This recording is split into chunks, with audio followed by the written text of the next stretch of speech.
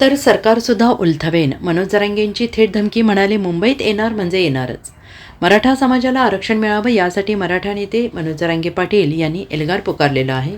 येत्या 29 ऑगस्टला मनोज जरांगे यांनी मुंबईत आंदोलन करण्याचा निर्णय घेतला आहे. आज या आंदोलनाच्या पार्श्वभूमीवर आंतरवाली सराटी येथे पत्रकार परिषद पार पडली आणि या पत्रकार परिषदेत त्यांनी आपली भूमिका स्पष्ट केली. यावेळी त्यांनी मराठा आरक्षणाच्या मुद्द्यावरून सरकारवर आणि मुख्यमंत्री देवेंद्र फडणवीस यांच्यावर थेट आरोप केले. फडणवीस मुद्दाम हे करत आहेत आणि ही एक प्रकारे खुन्नस आहे. देवेंद्र फडणवीस यांना मराठा समाजाला आरक्षण द्यायचं नाही आहे असा थेट आरोप मनोज जरांगे यांनी केला आहे. यापूर्वीच्या सरकारमध्ये गिरीश महाजन यांनी मराठा आणि कुणबी एकच असल्याचं म्हटलं होतं, पण आता त्यांच्याच सरकारच्या काळात मराठ्यांना आरक्षण मिळत नाही.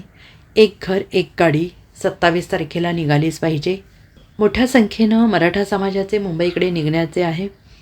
आझाद मैदानावर होणाऱ्या या आंदोलनात कीर्तनकारसुद्धा सहभागी होणार आहेत. त्यामुळे हा एक भव्य दिव्य कार्यक्रम असेल. फडणवीस साहेब, तुम्हाला संधी आहे, सोनं करा, असं मनोज जरांगे यांनी म्हटलेलं आहे.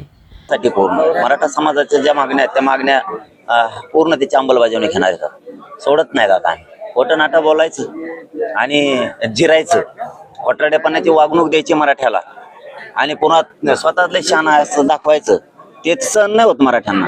आता द्यायचं जीवावर आलं, मराठी करोडात मुंबईला निघाले. आता अपमान होईल ना. असून मोदी साहेब विचारू शकतात ना देवेंद्र फडणवीसला, मराठ्याचं असून आरक्षण कम नाही दिलं, नाचिक्की होईल ना, अपमान होईल. मग आता आईचं नाटक पुढं काही, आणि मी बोललोच नाही ना, त्याच्या आईला मी बोललोच नाही. त्याची आई तशीच आमची आई आहे, आम्ही ते सन्मान देणारे आहेत. आणि बोललो असलच कदाचित ओघात, शब्द मागं घेतला मी, माझा शब्द मागं घेतो, काय अडचण आहे.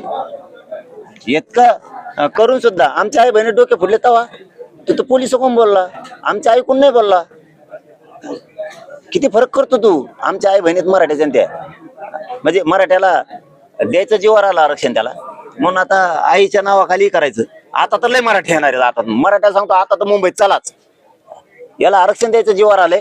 नाही, खोटं नाटक करायला लागलं. आता हे लबाड बोला, रडकं निघालंय. राजकारणासाठी, राजकीय पदासाठी आईबापाचा बी बळी द्यायचा काय आता, मला कोणत्या थराला चाललाय रे.